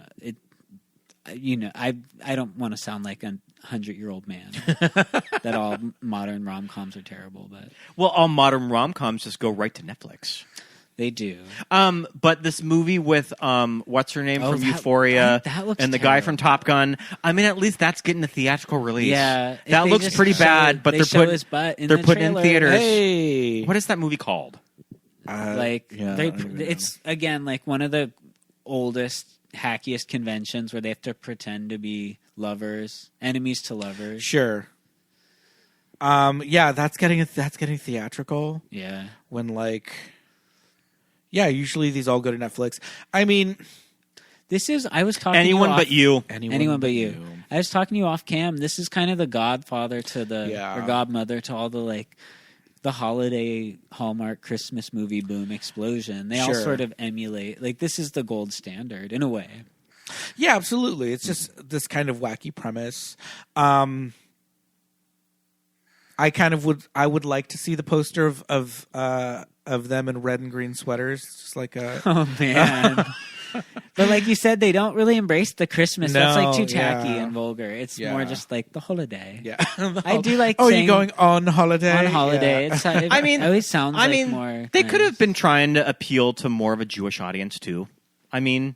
Sure. By having they celebrate Hanukkah in this movie, so it's just there's not a holiday. Exclusively a Christmas movie.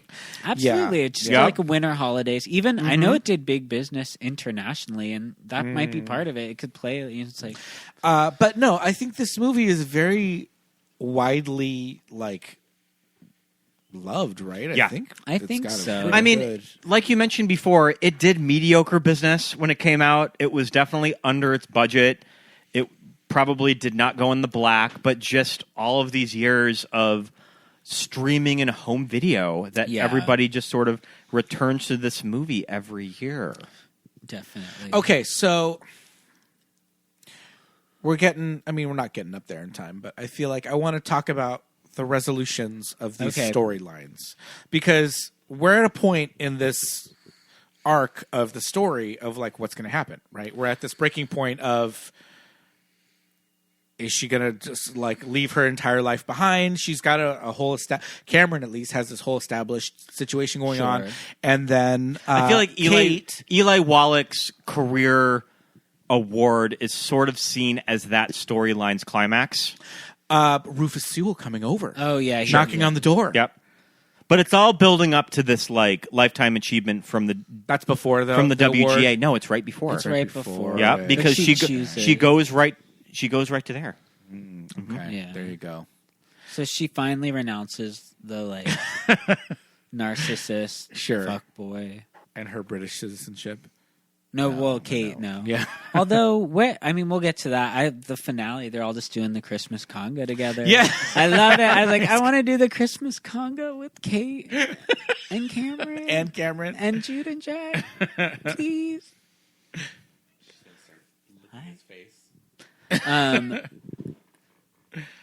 We've got a cat infiltrator. We do. He's allergic. She just likes licking hair. She'll just groom the top of your head all day if you let her. She's gonna get a person hairball. So they do also the screenwriter hack thing where I love it. I eat it up. Cameron Diaz on her moment when she first arrives, she doesn't want to walk or she can't walk. She wants to drive her. But in the finale, they're driving away and she's able to sprint a football field in the stilettos to show. Movies are about showing, not telling. So we're seeing the visual representation, but also of her commitment, or her inability to, or her character growth. Yeah, no, it's a big moment for that arc. But also, she was running too. The whole setup of the arc is the cab driver. And I think it's the same cab driver. The same cab driver. He probably had a role too. He said that. He said that he couldn't turn around on that road. I can't get my car. I think that he could have. Right. Well, he obviously can because he picks her up in front of the house at the end of the movie. Yeah. She should have commented on that. Maybe there was more snow at the time, though. That's how it works. Sometimes roads are more or less drivable. It looked like the same snow. But I'm like, bitch, you made me run the length of a football field 10 days ago, and now you're picking me up doorside service? Yeah. What in the actual hell? No comment on it at all whatsoever. That's your inner Amanda Woods. Yeah. Yes. I couldn't remember her last name the whole time. I was calling her Amanda Hug and Kiss. But I don't think I mean, both are pretty draggy. Amanda Wood. Yeah, Amanda Wood is a pretty good drag name. Amanda Wood. But it's WOLUD. Yeah, like Amanda Wood. Scott hates it when the drag name is Wood, but it's spelled WOULD. I'm looking at you, Hollywood. Hollywood from Down Under. So she has this moment of that. Was far. That was a lot. They of even pause for her to catch her breath, and then she keeps going.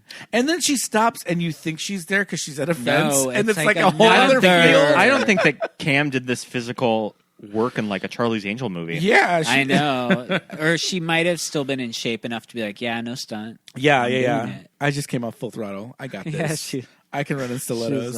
I was doing, drop kicks and wire work. Missiles in my purse. Yeah. Lots of wire work. This movie was lacking wire work for me. Okay, but so so she just decides. Well, she does her whole line. Actually, I love the scene, unironically, when he says "I love you" and she doesn't say it back, and then this current resolution is basically her just saying, "I know you're in love with me, so I know you're not busy for New Year's Eve." And then they just commit to that. The movie's not even it's just committing. It's sort of we're just going to see where this goes. Not extra syrupy in that. Yeah, and meanwhile, over in Los Angeles at the WGA climax. Yeah, like at the climax of the WGA at the award ceremony for bad lighting and like cafeteria auditorium with like paper plate. Everybody knows. Everybody knows this would be at the Harmony Gold. The average age is like 86. It's like, meanwhile, I guess that she just gets the look with the Jack Black character, and that's it. I don't honestly. There might be a little bit of dialogue, but they pretty much just look at each other. Well, I do remember he's like I was kind of impressed with his suaveness about like, hey, maybe I'll come to London. Sure, he says that he's gonna come to England for her. I mean, but I kind of want Iris to be like, no, that's okay. It's a ways. I'm good. No, you really don't need to come. We've had a lot of fun. This was great. But that's all it is. Oh no! But he's there at the New Year's thing, he is. Right? Oh yeah. They all are. They're all celebrating at her. They decide to go to her New house. Year's. Yeah, at the New Year's conga line.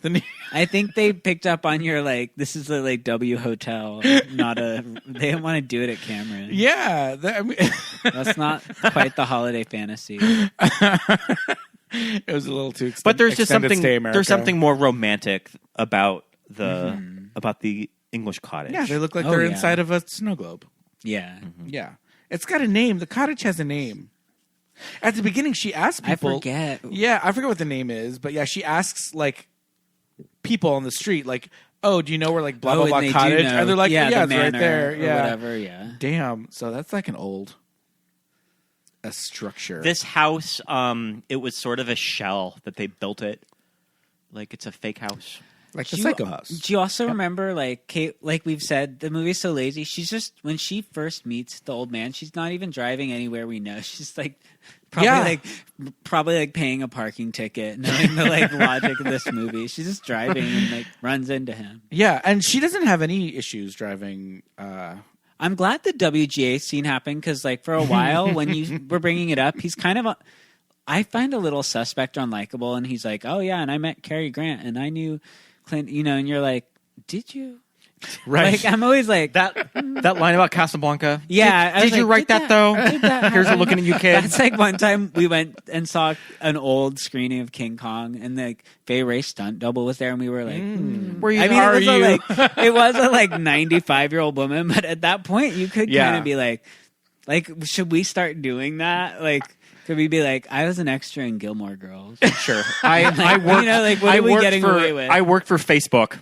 Yeah. In the mid 2000s, I was Mark Zuckerberg's assistant. Faye Dunaway slapped me. You can just go to cons and like get a table, like, $40 a headshot. Right. Come on. Once we're old enough, after 75, you can be like, I was in Nightmare on Elm Street 3. I'm in the bus. That's me. Yeah, just get photos. Like you can't tell. Like you're telling me that's not me.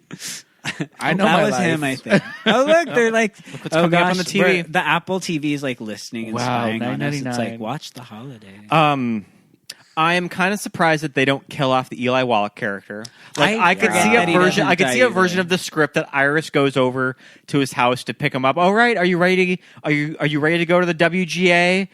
And she finds him in like his rocking chair. He's got to go to the WGA. He stayed alive to get his award. Because he did all the physical therapy, and he made it up to the stairs, but it was just too much. Maybe they're going to show him the baby.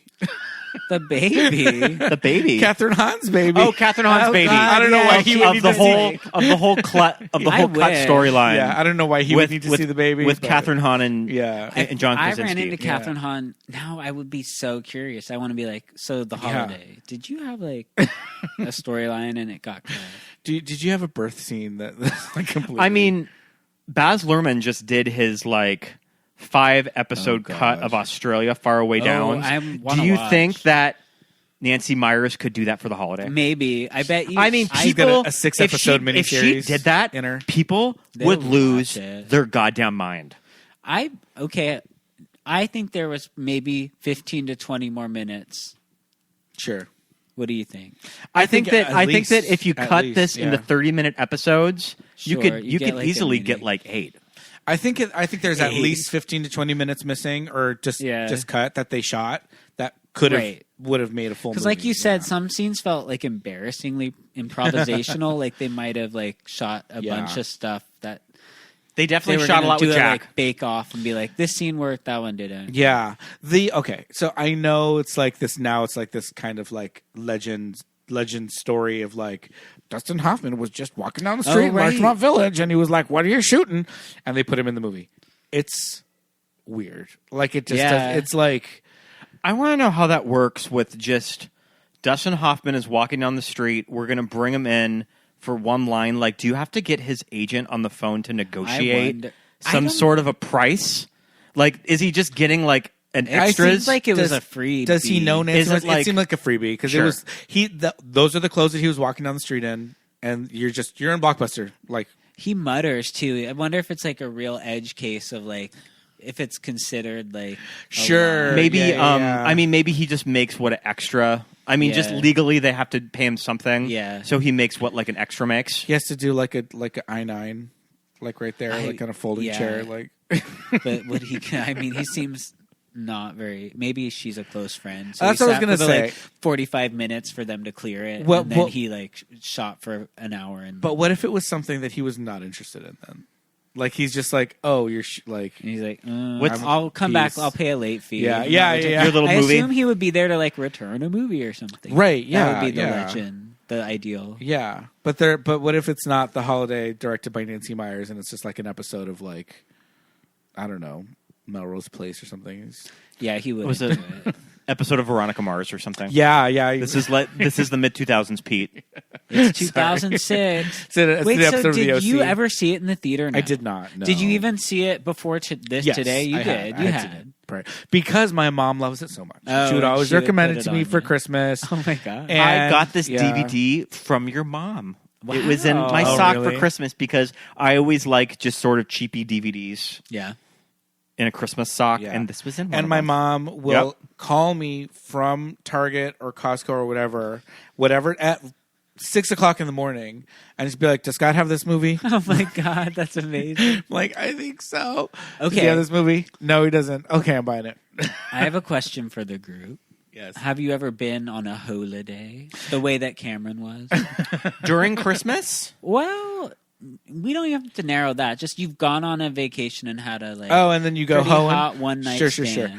Oh gosh. No, not really. No. Let me think. I have. I feel like that's exciting. Not a lot. Where was it at? I've definitely like been traveled somewhere. I've had one in Seattle, but that's not that glamorous. LA to Seattle. Hawaii. I have had one. Okay.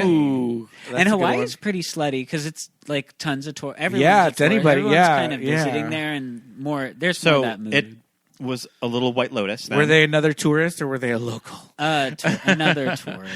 Well, no, both. I mean, I've in my defense, I've been to Hawaii several Not at the same time. It wasn't in the same trip, but I've had both. Yeah. Okay, I love it. It has never happened to me. No. Well, you're still young. But I also.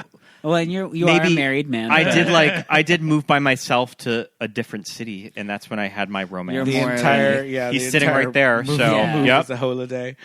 And you're like a heart. You never went to like Las Vegas or I've been to Vegas and never had any wild night. It's too like Vegas is a little. Yeah, Vegas is a little sketchy. It's very like married man, like.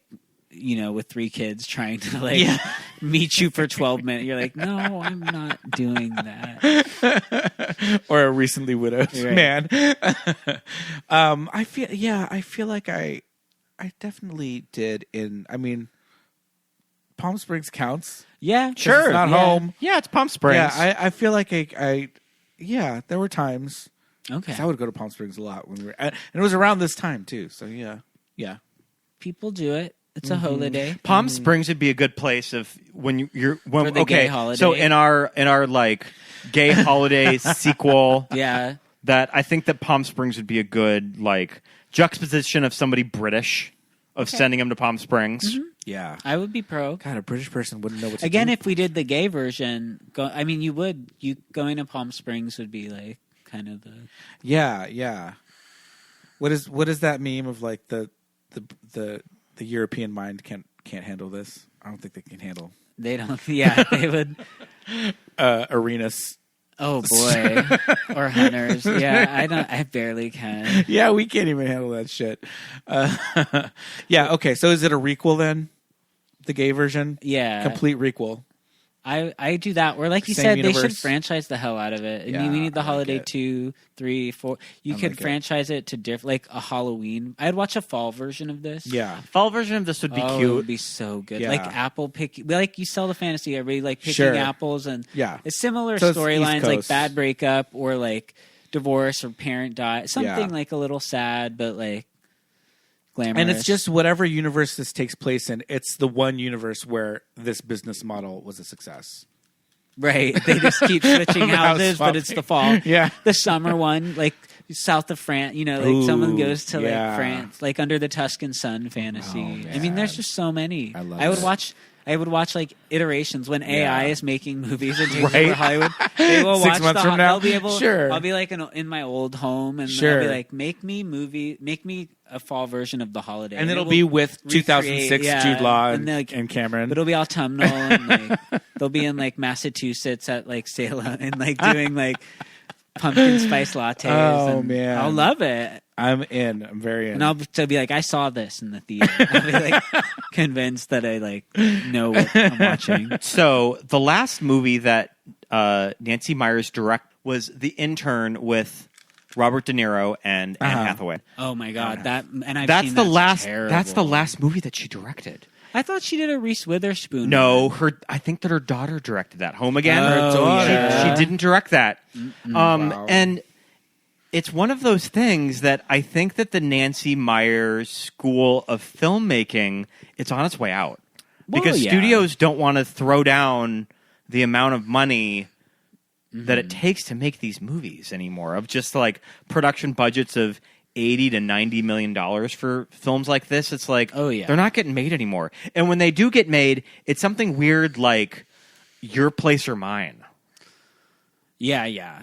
I agree. They've just cheaped out. It's like the Hallmark version, and She was supposed to do that Netflix movie, and then I think that they turned like- in the budget, and yeah. they were like, we're going to pass on this. I think that one too. It's like a period piece, and it's ambitious. That one's about her divorce. It was I a think. period piece? I think it's about like 80. I think it's set in the 80s, and they're filmmaking. I think it's basically her. Is it and pretty her much, husband. what's that Nora Ephron movie with Meryl Well, Streep? That one's like a straight Heartburn? drama. Yeah, but Yeah. I think this is more comedy than that. And I know Or that they were was gonna shopping it around to other studios, and be. No dice yet. I'm No dice sure yet. Apple will or somebody.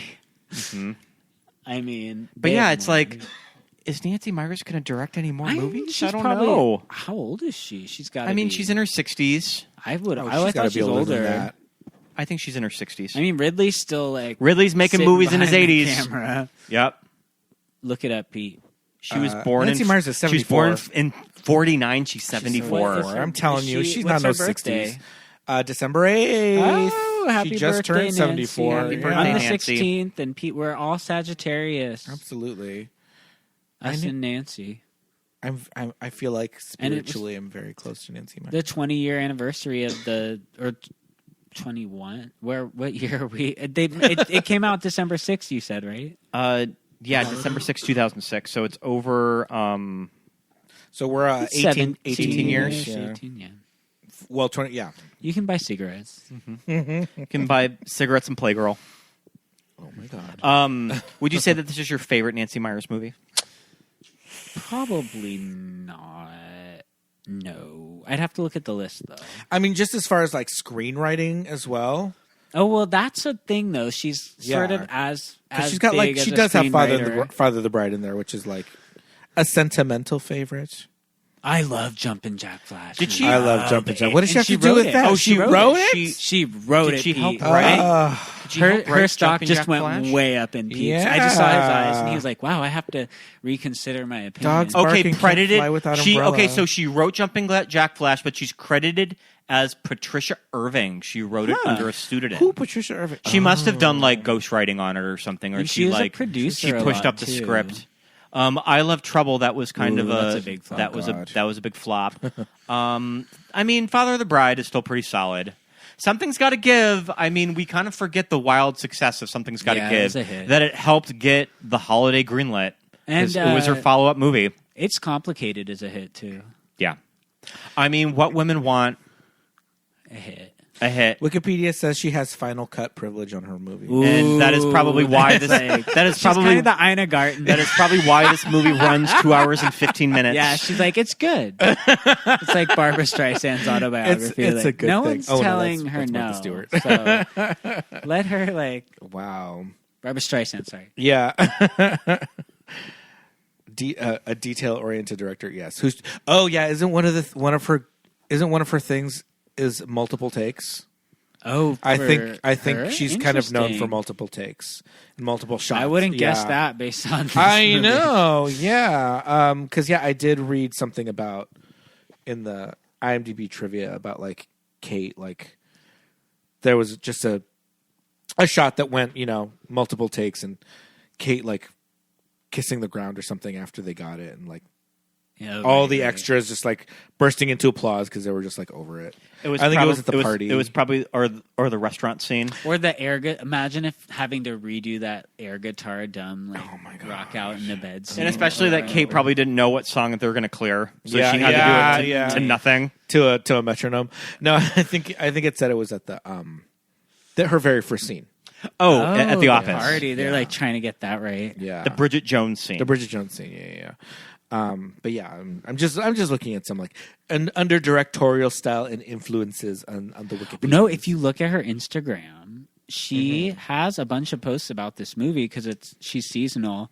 Generally, she's posting like, "I love this hotel." It's like some like London hotel that's $3,000 a night, but she shows the inspirations behind like Cameron Diaz's outfits, and then you're like, whoa, she like, it's like a real movie, like European art house, like they like she's smart enough to know how to like do multiple images on Instagram where you like swipe to the right and you see the original and you see the still from the holiday and you're like, oh, okay. I never thought to look up Nancy Meyers' Instagram. Yeah, and her daughter, she's always plugging like her children and stuff. Yeah, her daughter directed. It feels Home like Again. it's really her behind it. Yeah, that's interesting. Oh, you know what else we noticed about this movie? Jude Law is very tan. Yeah, they I think and sometimes Cameron's body makeup too. They were making her crazy, like her contour. Sure. In the bathtub. Okay, that makes sense. That it's oh yeah, there we go. Some outfit inspo. Yeah, I don't know. With him, I could see that it possibly could be like a makeup situation. But yeah, it was interesting. I was like, why is he so tan in this Do you think movie? they like so dyed dark. his hair? I'm sure they were trying to like really like dream him up and be his like, hair "You, Cary Grant." looks amazing in this movie. Yeah. Like, oh my god, it's like at that sweet spot right before it Jude Law's really career. started. Yeah, when it really started to recede. That's what I'm talking about. Yeah. Michael, we Her always talk. jacket is really, it is cool. The like Sherpa. I mean, some of Cameron's looks in it are kind of iconic. Mm-hmm. Rich bitch. Yeah. Rich bitch goes on vacation. We always talk about that. Those famous covers of Vanity Fair that Jude Law did. I still have it. It's like it's from 2000. It's from it was around the time that he did like Enemy at the Gates or something. Oh my god! And I just got today full circle a like Vanity Fair for your consideration that they released for awards or whatever. And there's a whole thing on Talented Mr. Ripley in it. I'll send you the pic. We're so being insider film nerd, but. Oh my god, it's so glamorous and chic and amazing, and it's just photos of them from that time and on set, and I'm just like eating it up. Peak Jude Law. Peak Jude Law. Peak. Even here, actually, this is honestly more my fantasy is the like kind of sensitive book editor in London. Sure, than, yeah, like, rich playboy. Yeah, Nancy Meyers' Instagram is off the hook. This Louis Vuitton ad. Look, she goes, "Oh, I love this. It reminds me." Of my movie Baby Boom. My movie Baby Boom. Work. She got to get that it's plug. Like, girl. Does it though? I mean, I guess it does. Oh my god, she's amazing. We love her. I feel like she wrote The Parent Trap, right? Yeah. I feel like in the pantheon of Nancy Meyers kitchens.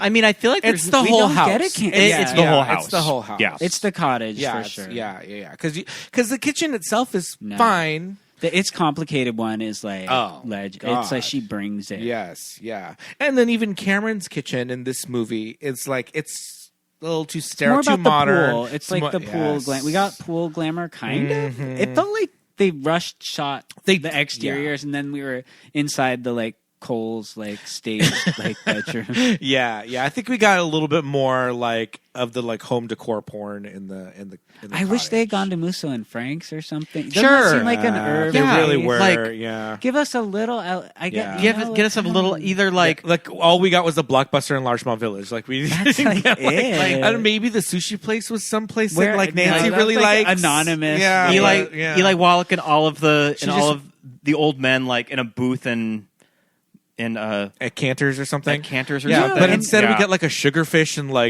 like Studio City or something. And like, it I don't opened know. with the most like pornographic surreal fantasy where we were like, yes, PCH. Yeah. Look, Yes, at look at LA. yeah, It's like yeah. winter never happens, but like even though it does, but I mean, it is. That would be my number one note. If we were producing this, I'd be like, sell us a little bit more LA. Like we are getting full English cottage fantasy, like snow, cocoa, getting tanked every night, like in a pub. A hot toddy.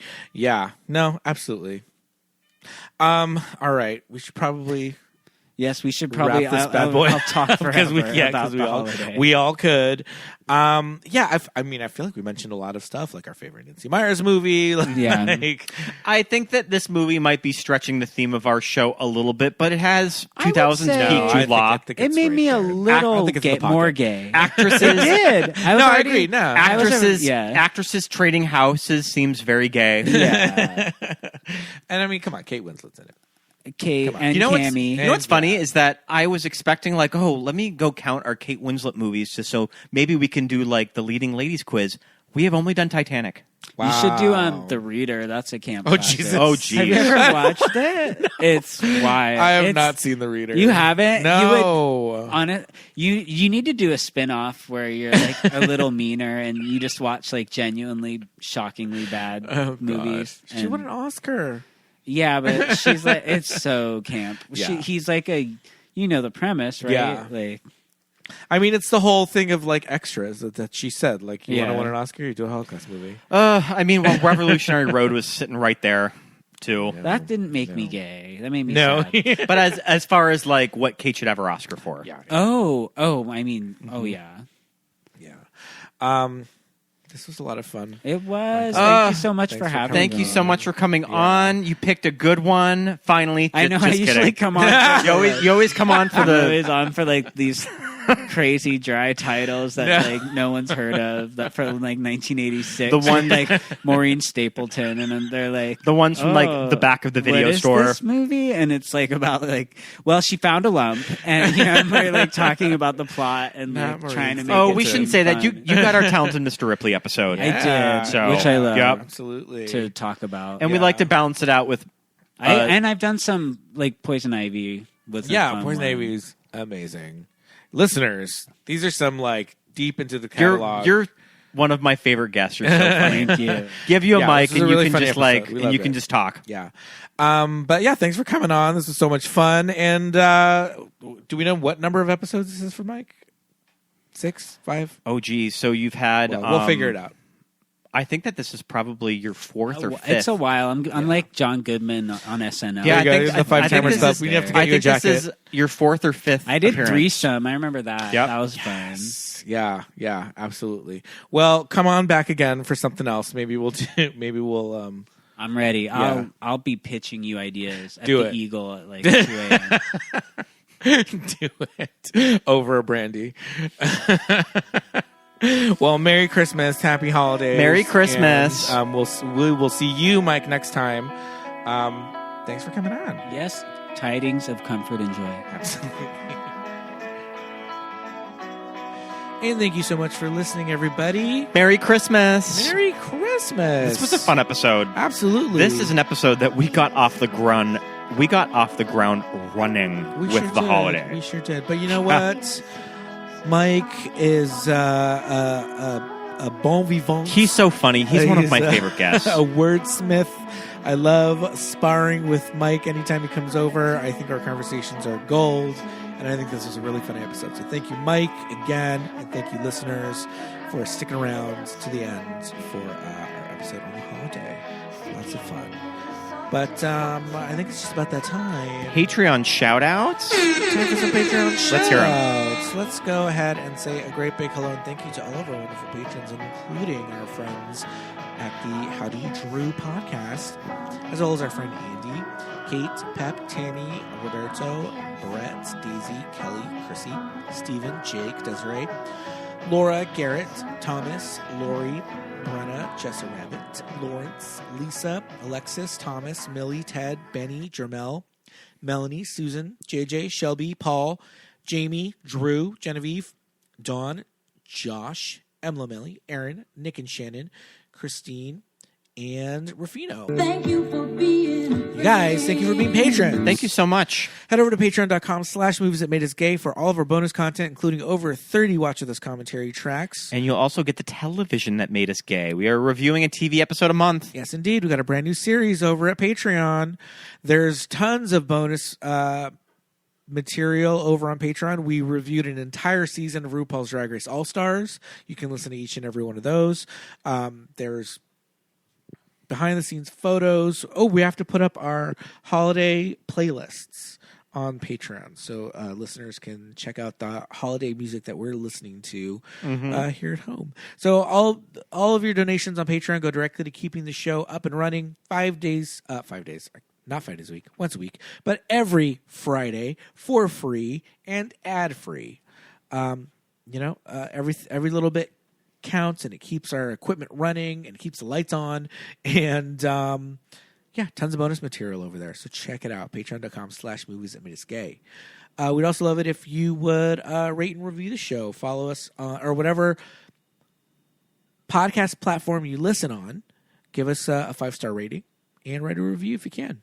Yeah, we'd love that. It's very easy. It's very simple. If you have Apple Podcasts, you can write a review. If you have Apple Podcasts or Spotify, you can give us a 5-star rating. Smash that 5 stars. And follow us on socials. Yeah, we're on all the platforms. We are at Movies That Made Us Gay on Instagram. We are at MTMUG Pod on X, Blue Sky, and Threads. You can go ahead and follow our personal accounts. I'm Scott Youngballer on Instagram, and follow my letterbox and see what I'm watching. I am at Peter Lasagna on Instagram, and I'm watching almost everything that Scott is, so his letterbox is good enough for me. Thank you for listening, everybody. We'll be back next week with our season finale. Season finale. Merry Christmas. Thanks, everybody. Bye.